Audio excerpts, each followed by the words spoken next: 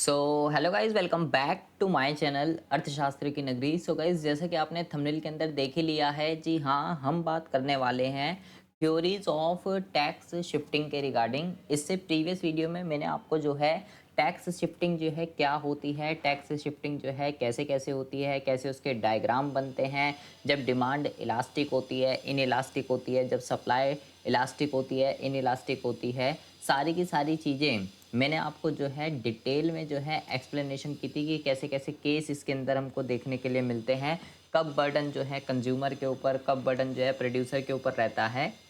एक एक चीज़ मैंने वहाँ पे आपको जो है डिटेल में बताई है। अगर आपने वो वीडियो नहीं देखी है तो मेरे भाई आपसे रिक्वेस्ट है, प्लेलिस्ट में जाके जो है आप उन सभी वीडियोस को जो है देख सकते हैं। तो आज हम जो बात करने वाले हैं टैक्स शिफ्टिंग के रिगार्डिंग जो है कुछ थ्योरीज बनी हुई हैं, ठीक है, जिसके जो एग्ज़ाम के पॉइंट ऑफ व्यू से, थ्योरेटिकल के पॉइंट ऑफ व्यू से ये बहुत ही ज़्यादा जो है इम्पॉर्टेंट है। एग्ज़ाम में जो है कई बार आपसे जो है पूछी जा सकती है, ठीक है। तो इसके अलावा अगर आपको जो है कोई भी डाउट है, कोई भी इशू आ रहा है, कुछ भी चीज़ आपको समझ में ना आ रही हो, तो ये हमारा इंस्टाग्राम अकाउंट है दुग्गल_रिटर्न। आप जो है मुझे फॉलो कर सकते हैं। जो भी आपका डाउट है, जो भी आपका इशू है, आप मुझे मैसेज कर कर जो है पूछ सकते हैं।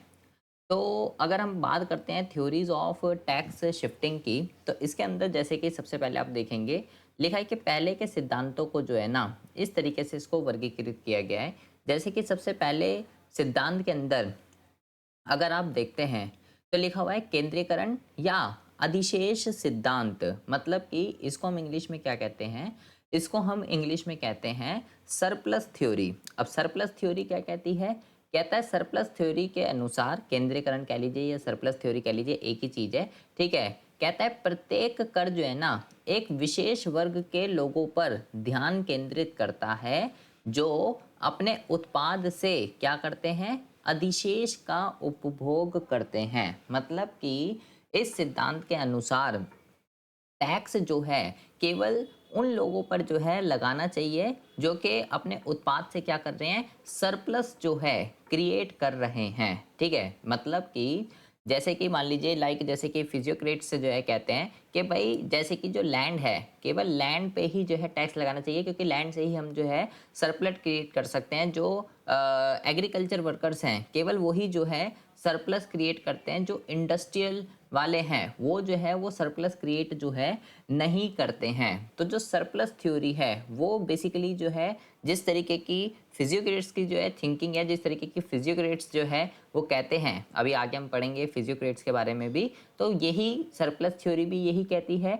और फिजियोक्रेट्स थ्योरी भी ये कहती है कि जो जिस उत्पाद से आप जो है सरप्लस क्रिएट कर सकते हो, जिस उत्पाद से जो है आप सरप्लस क्रिएट करते हो, ठीक है, वहीं पर जो है उन्हीं एक विशेष वर्ग के लोगों पे क्या करना चाहिए, टैक्स का जो है ध्यान केंद्रित जो है करना चाहिए, ठीक है। बाकी किसी पे भी जो है आपको किसी तरीके का कोई टैक्स वगैरह जो है नहीं लगाना। केंद्रीकरण का मतलब क्या होता है, देखो एक चीज होती है केंद्रीकरण और एक चीज होती है विकेंद्रीकरण। केंद्रीकरण का मतलब होता है, केंद्रीकरण का मतलब होता है जब किसी भी चीज की पावर किसी एक जगह जो है बन के रह जाती है ना, या किसी जब कोई भी चीज किसी एक पर्टिकुलर एक विशेष किसी एक चीज पे जो भी चीज फोकस करती है ना, उस चीज को केंद्रीकरण कहते हैं, ठीक है। केंद्रीकरण का मतलब क्या होता है, सेंट्रलाइजेशन का मतलब क्या होता है, जो चीज जो किसी एक उस पर फोकस करती है। जैसे कि यहाँ पे क्या लिखा हुआ है कि प्रत्येक कर जो है ना वो एक विशेष वर्ग के लोगों पे जो है क्या करता है, ध्यान केंद्रित करता है कि केवल उसी वर्ग के लोगों पे टैक्स लगाइए जो अपने उत्पाद से क्या कर रहे हैं,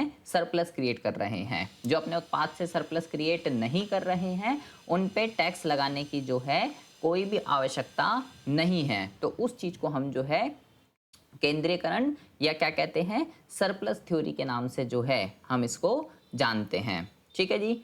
दूसरी अगर हम बात करते हैं तो दूसरी जो है इसको कहते हैं विसरण का सिद्धांत। विसरण का मतलब क्या होता है, विसरण का मतलब होता है डिफ्यूजन, डिफ्यूजन थ्योरी। अब डिफ्यूजन थ्योरी क्या कहती है, देखिए कहता है डिफ्यूजन थ्योरी जो है ये निर्दिष्ट करता है कि कर जो है ना क्या होता है, कर जो है पूरे समाज में क्या है, व्याप्त है। अर्थात कर का अंतिम निर्धारण एक नहीं बल्कि एकाधिक होता है। विसरण की प्रक्रिया अंतरण्य विनिमय की प्रक्रिया के माध्यम से हुई। अब ये क्या कह रहा है, ये बिल्कुल ही उल्टा है। वहां पे कह रहा है कि ये मतलब डिफ्यूजन का उल्टा है। ये कहता है भाई केंद्रीयकरण क्या कह रहा है, सरप्लस थ्योरी क्या कह रही है, सरप्लस थ्योरी ये कह रही है कि एक विशेष वर्ग के लोगों पे ही क्या लगाइए, एक विशेष वर्ग के लोगों पे ही जो है टैक्स लगाइए जो अपने उत्पाद से क्या कर रहे हैं, जो अपने उत्पाद से जो है सरप्लस क्रिएट कर रहे हैं, वो सरप्लस थ्योरी कह रही थी। लेकिन डिफ्यूजन क्या कह रही है भाई, डिफ्यूजन थ्योरी ये कहती है कि टैक्स जो है ना वो ऐसी चीज पे लगा जिससे पूरे समाज पे जो है इफेक्ट पड़ता है, जिससे पूरे समाज पे जो इफेक्ट पड़ता है, एक नहीं बल्कि एकाधिक होता है। मतलब क्या हुआ इसका, इसका मतलब ये हुआ कि जैसे कि मान लीजिए कोई भी जैसे मान लीजिए पेट्रोल है, ठीक है, पेट्रोल जो है, पेट्रोल एक ऐसी चीज है जो कि जिसका अमीर गरीब से जो है कोई भी लेना देना नहीं है, कि ऐसा नहीं है कि पेट्रोल की आवश्यकता जो है, पेट्रोल की आवश्यकता जो है केवल उस व्यक्ति को होगी जिसके पास गाड़ी है, और जिसके पास गाड़ी नहीं है उसको पेट्रोल की आवश्यकता नहीं होगी, ऐसा कुछ नहीं है, ठीक है। ऐसा नहीं है कि जिसके पास गाड़ी है वही पेट्रोल डलवाएगा तो अगर उसके प्राइस बढ़ते हैं टैक्स वगैरह लगने से तो उससे केवल वो इफेक्ट होगा, नहीं जी। जो गरीब लोग हैं अगर टैक्स पे पेट्रोल पे जो है टैक्स वगैरह लगता है, उसकी कीमतें अगर बढ़ती हैं तो इसका इफेक्ट अमीरों के साथ साथ गरीबों को भी झेलना पड़ता है। कैसे झेलना पड़ता है कि भाई लाइक मान लीजिए जो खाद्य पदार्थ हैं, जो खाद्य पदार्थ हैं वो इधर एक जगह से दूसरी जगह पे जो जाते हैं तो वो ट्रांसपोर्टेशन के माध्यम से ही जाते हैं। तो जब पेट्रोल की कीमतें बढ़ेंगी तो सिंपल सी बात है, जब पेट्रोल की कीमतें बढ़ेंगी तो आपकी ट्रांसपोर्टेशन की कॉस्ट जो है वो बढ़ेगी, जो खाद्य पदार्थ एक जगह से दूसरी जगह पे जा रहे हैं, और जिससे अब क्योंकि ट्रांसपोर्टेशन की कॉस्ट बढ़ रही है तो ओवरऑल जो है जो फूड की जो कॉस्टिंग है वो क्या हो जाएगी, बढ़ जाएगी, जिसका सीधा सीधा भार किस पे पड़ेगा, जिसका सीधा सीधा भार जो है पुअर पीपल पर ही पड़ता है। तो पेट्रोल पे अगर लगता है तो भाई इससे अमीरों पे नहीं पूरे समाज पे ही जो है इफेक्ट पड़ेगा, अमीर पे भी और गरीब पे भी। तो डिफ्यूजन थ्योरी जो है, डिफ्यूजन थ्योरी जो है वो यही कहती है कि भाई ये ऐसा होना चाहिए कि पूरा इफेक्ट, टैक्स का जो इफेक्ट है ना वो पूरी के पूरे समाज पे, पूरी की पूरी सोसाइटी पे जो है पड़ना चाहिए। कोई एक नहीं बल्कि सभी जो है इसका इफेक्ट क्या करें, सभी जो है इसका इफेक्ट जो है वो बियर करें। फिर आती है तीसरा, तीसरा आता है मॉडर्न थ्योरी। मॉडर्न थ्योरी जो है बहुत ही ज़्यादा ध्यान से सुनेंगे। मॉडर्न थ्योरी क्या कहती है, मॉडर्न थ्योरी कहती है कि जो केंद्रीकरण है, मतलब कि ये वाली सरप्लस थ्योरी जो भी हम पढ़ के आए, और विसरण का जो सिद्धांत है, मतलब कि ये वाला, ये जो अभी हम पढ़ के आए डिफ्यूजन थ्योरी, सरप्लस थ्योरी पढ़ ली हमने, हमने डिफ्यूजन थ्योरी पढ़ ली। अब ये क्या कहती है मॉडर्न थ्योरी, ये कहती है कि जो सरप्लस थ्योरी और जो डिफ्यूजन थ्योरी है ना वो क्या है, वो आंशिक रूप से ही सत्य है, मतलब कि वो जो है वो पार्शली ट्रू है, ठीक है, प्रॉपर ठीक नहीं है। एक कह रहा है जी किसी विशेष वर्ग के लोगों पे जो है आपका ध्यान केंद्रित होना चाहिए, एक कह रहा है कि जी टैक्स ऐसे लगाओ जिससे पूरी सोसाइटी पे जो है इम्पैक्ट पड़ना चाहिए। तो मॉडर्न थ्योरी ये कहता है कि भाई ये जो है ये प्रॉपर ठीक नहीं है, ये तो गलत है, ये पार्शली ही ट्रू है, बस कुछ कुछ हद तक ठीक है लेकिन पूरा जो है वो ठीक नहीं है। मॉडर्न थ्योरी ये कहती है कि दरअसल वर्तमान परिस्थितियों के अनुसार क्या होना चाहिए, वर्तमान परिस्थितियों के अनुसार करों का सकेंद्रीकरण और प्रसार जो है दोनों ही होते हैं। मतलब कि अभी जिस तरीके की सिचुएशन है वहाँ पे हमें दोनों ही चीज़ें देखने के लिए मिलती हैं, ठीक है, प्रसार भी देखने के लिए मिलता है, सकरण भी देखने के लिए मिलता है। आधुनिक सिद्धांत उन स्थितियों का विश्लेषण करना चाहता है जो केंद्रीकरण और क्या करती हैं, विसरण करती हैं। मतलब कि ये सिद्धांत बेसिकली ये कहता है कि भाई हम किसी समाज के किसी विशेष वर्ग पे जो कि अपने उत्पाद से सरप्लस क्रिएट कर रहे हैं, सिर्फ उस पर हम टैक्स नहीं लगा सकते, ठीक है, या ऐसा नहीं कर सकते जिससे पूरा का पूरा सोसाइटी इम्पैक्ट हो, डिफ्यूजन भी नहीं कर सकते, वो तो पार्शली है।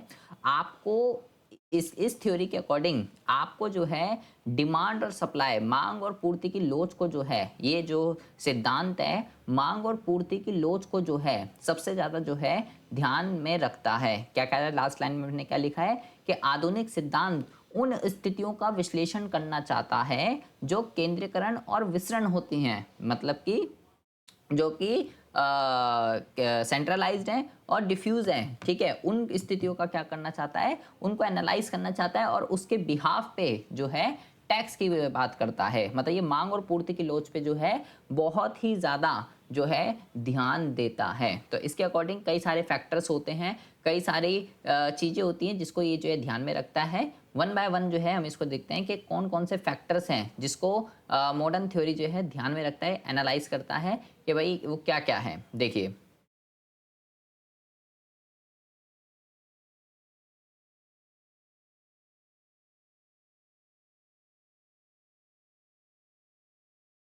बहुत ही ज़्यादा ध्यान से देखेंगे तो कौन कौन से फैक्टर हैं, कौन कौन से फैक्टर्स हैं, जैसे कि यहाँ पे लिखा हुआ है कर भार का निर्धारण करने वाले कारक। ठीक है, बहुत ही ज़्यादा ध्यान से सुनेंगे, बहुत ही ज़्यादा जो है इंपॉर्टेंट टॉपिक है।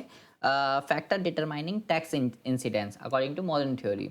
तो सबसे पहले कहता है लोच, कहता है लोच घटना पर विचार करते समय हम मांग की लोच और पूर्ति की लोच दोनों पर जो है क्या करते हैं, दोनों पर जो है हम विचार करते हैं। यदि कर वाली वस्तु की मांग लोचदार है तो कर उत्पाद को अंतरित किया जाएगा, लेकिन अगर बेलोचदार मांग के मामले हैं तो ये बड़े पैमाने पे उपभोक्ता द्वारा जो है वहन किया जाएगा। जैसे कि हम जो है पिछली क्लास के अंदर जो हम सीख के आए हैं कि अगर भाई मांग इलास्टिक है, इन इलास्टिक है, तो किस पे टैक्स का बटन ज़्यादा पड़ता है, सेब जी, देव जी, ये मैंने आपको जो चीज़ें बताई थी। लोचदार पूर्ति के मामले में बोझ क्रेता पर पड़ता है और बेलोचदार पूर्ति के मामले में निर्माता पर पड़ता है। तो लोच वाला जो पॉइंट है ये पूरा का पूरा हमारी प्रीवियस वीडियो से लिंक्ड है। ठीक है, सेब जी, देव जी, DISG हमने बताया था, डिमांड इन इलास्टिक, ये सब चीज़ें हम प्रीवियस वीडियो में पढ़ के आ चुके हैं। तो सबसे पहला जो फैक्टर है वो लोच ही है, जो कि टैक्स इंसिडेंस कर भार को क्या करता है, निर्धारित करता है। ठीक है, दूसरा आता है कीमत। कीमत क्या कहता है, चूंकि कर का जो बोझ है, जो टैक्स का जो इंसिडेंस है, वो केवल कीमत में बदलाव करने के माध्यम से ही जो है शिफ्ट हो सकता है। तो कीमत जो है वो एक महत्वपूर्ण कारक होता है। यदि कर कीमत को अपरिवर्तित छोड़ देता है, मतलब टैक्स लगा और प्राइस के अंदर कोई भी चेंज नहीं हुआ, तो कर में बदलाव जो है नहीं होता है। तो किसी तरीके का जो है ये कह सकते हो, अगर प्राइस में कोई भी चेंज नहीं हुआ तो हम टैक्स को जो है शिफ्ट नहीं कर सकते हैं। टैक्स लगने से प्राइस जो है वो चेंज होना बहुत ही ज़्यादा जो है ज़रूरी होता है। ठीक है जी। उसके बाद जो है टाइम भी मैटर करता है। जैसे कि क्या लिखा हुआ है, अल्पकाल के अंदर शॉर्ट रन में निर्माता जो है वो संयंत्र और उपकरणों में कोई समायोजन नहीं कर सकता, क्योंकि टाइम जो है कम होता है। इसलिए यदि कर के परिणाम स्वरूप मूल्य वृद्धि के कारण मांग गिर जाती है, ठीक है, जैसे कि टैक्स लगा, प्राइस बढ़े, और प्राइस लगने की वजह से जो है प्राइस बढ़ते हैं तो डिमांड कम हो जाती है, तो वह पूर्ति कम करने में सक्षम नहीं हो सकता, क्योंकि अल्पकाल है। यदि कुछ हद तक कर वहन करना उसको पड़ सकता है। ठीक है, हालांकि लंबे समय में, दीर्घ काल में क्या होता है, पूर्ण समायोजन किया जा सकता है और कर को उपभोक्ता पर अंतरित किया जा सकता है कि भाई अगर जो है क्या कहते हैं, टैक्स लगने से प्राइस बढ़े, प्राइस बढ़ने से जो है डिमांड जो है वो कम हो गई, तो सप्लाई को जितनी डिमांड है उसके अकॉर्डिंग एडजस्ट करके वो सारा का सारा जो भार है वो किस पे डाल सकता है, वो सारा का सारा भार जो है वो कंज्यूमर पर जो है डाल सकता है। तो टाइम भी जो है, शॉर्ट रन की बात कर रहे हैं हम या लॉन्ग रन की बात कर रहे हैं, ये भी जो है बहुत ज़्यादा जो है मैटर करता है। ठीक है जी। उसके बाद हम बात करते हैं कॉस्ट की। कॉस्ट की अगर हम बात करते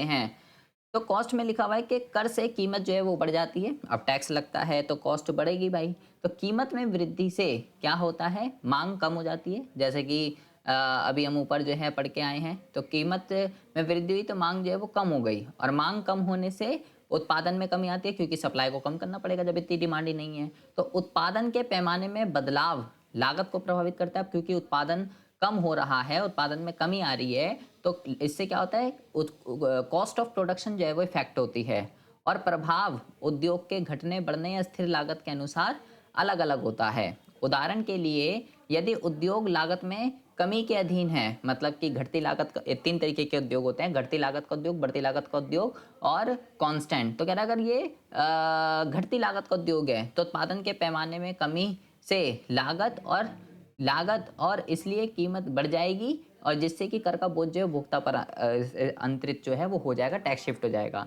लेकिन अगर बढ़ती लागत का उद्योग है या आपका जो है कांस्टेंट वाला है, तो सभी तीनों तरीके के उद्योगों पे इफेक्ट जो है वो अलग अलग तरीके का पड़ता है।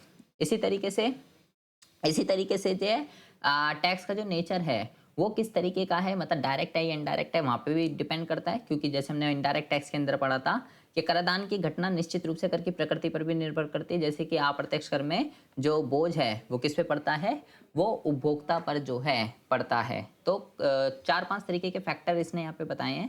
पहला जो है लोच बताई है, ठीक है। दूसरा इसने टाइम बताया है, लागत बताई है, कीमत बताई है, कर की प्रकृति बताई है। कई सारे फैक्टर है मॉडर्न थ्योरी के अकॉर्डिंग, जो कि टैक्स शिफ्ट जो है किस किस फैक्टर के बेस पे जो है किया जा सकता है।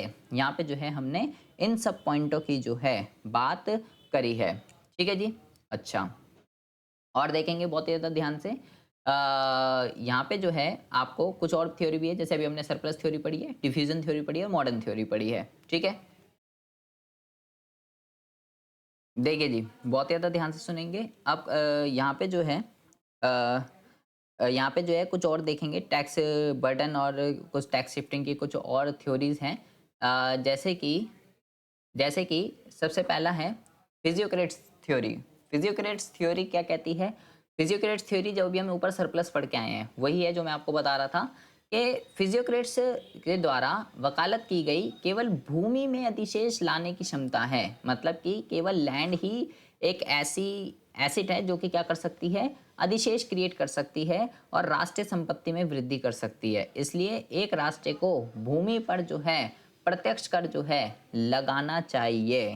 तो फिजियोक्रेट्स जो है इनकी जो वो है सिद्धांत है वो बेसिकली सरप्लस थ्योरी ही है, ठीक है। जो सरप्लस थ्योरी कहती है वही जो है फिजियोक्रेट्स थ्योरी भी कहती है कि केवल ज़मीन ही एक ऐसी है जो सरप्लस क्रिएट कर सकती है। ज़मीन के अंदर ही इतनी कैपेबिलिटी है जो कि क्या कर सकती है, सरप्लस क्रिएट कर सकती है और राष्ट्र की संपत्ति में वृद्धि कर सकती है, ठीक है। फाइनेंशियल अप्रोच की अगर हम बात करते हैं तो फाइनेंशियल अप्रोच बहुत ही ज़्यादा ध्यान से सुनेंगे। फाइनेंशियल कह रहा है इसका उद्देश्य जो है ना, अधिकतम राजस्व संग्रह करना, मतलब मैक्सिमम रिवेन्यू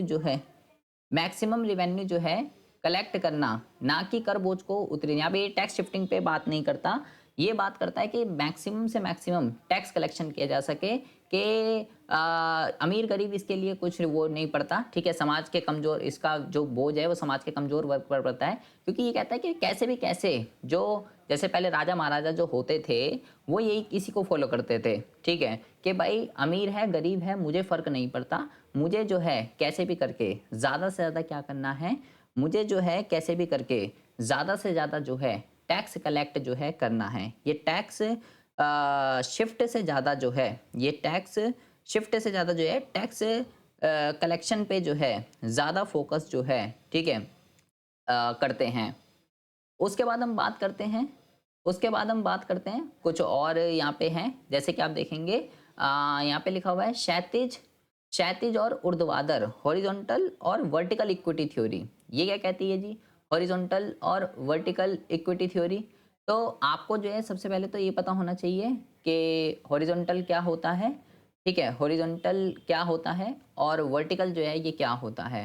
तो हॉरिजॉन्टल और वर्टिकल की अगर हम बात करें तो सिंपल सी बात है, हॉरिजॉन्टल क्या कहता है, हॉरिजॉन्टल होता है जी कुछ इस तरीके से, ठीक है, और वर्टिकल जो होता है, वर्टिकल होता है इस तरीके से।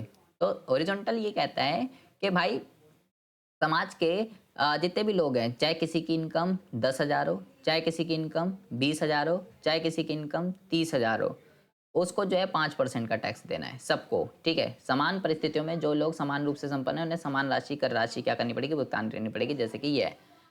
अब जो है यहाँ पे क्या कहता है, जैसे कि मान लीजिए अगर किसी बंदे की वर्टिकल क्या कहता है कि अगर किसी वर्टिकल कहता है कि जिसकी जैसे जैसे इनका उसका वैसा वैसा टैक्स,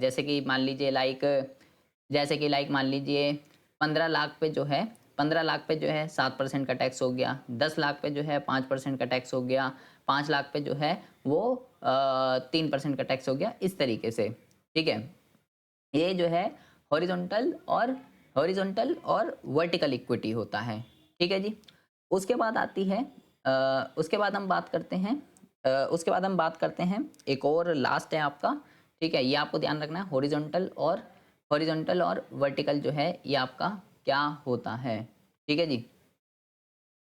देखिए अब यहाँ पे जो है हम बात करते हैं लास्ट ये जो है आपका सेवा की लागत उपागम, इसका क्या मतलब होता है?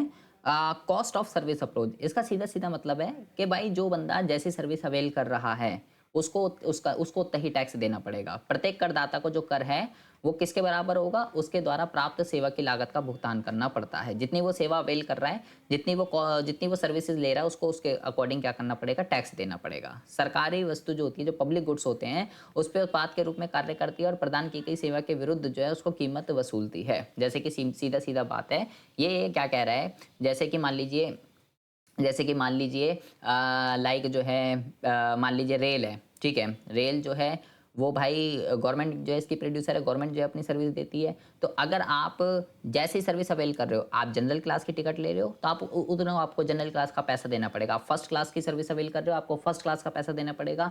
आप थर्ड क्लास की सर्विस अवेल कर रहे हो तो आपको जो है थर्ड क्लास का पैसा देना पड़ेगा। जैसी सर्विस आप अवेल करना चाहते हो पब्लिक गुड्स की, आपको उसी के अकॉर्डिंग जो है गवर्नमेंट को टैक्स जो है वो देना पड़ेगा। ये जो है इसके बारे में बात करती है। लेकिन यहाँ क्या एक लिखा हुआ है प्रॉब्लम, कि सेवा की प्रति व्यक्ति लागत जो है उसका पता लगाना मुश्किल है। ये कर की प्रकृति के अनुरूप जो है नहीं होता कि क्या कहते हैं, पर कैपिटा कॉस्ट जो है किसी सर्विस की वो कितनी है उसको हम नहीं पता लगा सकते, ठीक है? और टैक्स का जो नेचर है, वो जो प्रकृति है वो किस तरीके की है, वो भी जो है हम यहाँ पे पता नहीं लगा सकते। ये सरकार और नागरिकों के बीच क्या है? ये सरकार और नागरिकों के बीच जो है सेमी कमर्शियल संबंधों पर जो है आधारित होता है। जैसे कि मैंने एक रेल का एग्जांपल दिया आपको कि जो जैसी सर्विसेज अवेल कर रहा है वो general, first class, second class, third class, उसको उतना ही पैसा जो है देना पड़ेगा, ठीक है? अब जैसे कि मान लीजिए बीएसएनएल है, ठीक है? आपने मान लीजिए बीएसएनएल की जो है मान लीजिए आपने जो है क्या कहते हैं, बीएसएनएल की मान लीजिए आपने सिम ले ली, ठीक है? तो भाई अब जितना आप रिचार्ज कराएँगे, जैसा आप रिचार्ज करेंगे वैसे ही आपको उतनी ही कॉलिंग, उतनी ही एसएमएस जो है यहाँ पे आपको मिलेंगे। ऐसा नहीं है कि आपने कोई गवर्नमेंट की सिम ले ली है, कोई बीएसएनएल की सिम ले ली है तो आपको जो है कोई पैसे नहीं देने पड़ेंगे और अनलिमिटेड जो है आपकी कॉलिंग हो जाएगी। इस तरीके का यहाँ पे ऐसा कोई भी सीन जो है वो नहीं होता है, ठीक है जी? इसी तरीके से अगर हम यहाँ पे जो है बात करते हैं, अगर हम यहाँ पे जो है इसकी बात करते हैं कि भाई क्या कहते हैं, बीएसएनएल का एग्जांपल मैंने आपको दिया, ठीक है? इसी तरीके से आप जो है यहाँ पे बीएसएनएल का मैंने एग्जांपल दिया है। इसी तरीके से आप यहाँ पे जो है कोई भी एग्जांपल ले सकते हैं। जैसे मान लीजिए मैं बिजली है, जैसे दिल्ली में क्या होता है, दिल्ली में आप जो है अगर मान लीजिए लाइक इलेक्ट्रिसिटी यूज़ कर रहे हैं तो गवर्नमेंट आपको जो है सब्सिडी देती है, ठीक है? लेकिन हर स्टेट के अंदर जो है ऐसा नहीं होता है। वहाँ पे आप जितनी इलेक्ट्रिसिटी यूज़ करें आपको भाई उस हिसाब से आपको जो है कॉस्टिंग देनी पड़ती है, ठीक है? तो सेवा की लागत उपागम का सीधा-सीधा मतलब है जैसी आप सर्विस अवेल कर रहे हो वैसा आपको टैक्स देना पड़ेगा, ठीक है जी? तो कई सारे सिद्धांत हैं, ठीक है, जो आपने यहाँ पे आज पढ़े हैं, ठीक है? बहुत ज़्यादा इंपॉर्टेंट है ये, इसको आपको एक-एक चीज़ को ध्यान में रखना है। नेक्स्ट वीडियो में हम बहुत ही इंपॉर्टेंट थ्योरी के बात करने वाले हैं, लाभ प्राप्ति सिद्धांत, ठीक है? इसको हम कहते हैं बेनिफिट रिसीव थ्योरी। और लिंडल टैक्स जो है ये क्या होता है, इसके बारे में हम जो है बात करेंगे नेक्स्ट वीडियो में। अभी के लिए फ़िलहाल इतना ही, ठीक है? तब तक के लिए हैव अ गुड डे।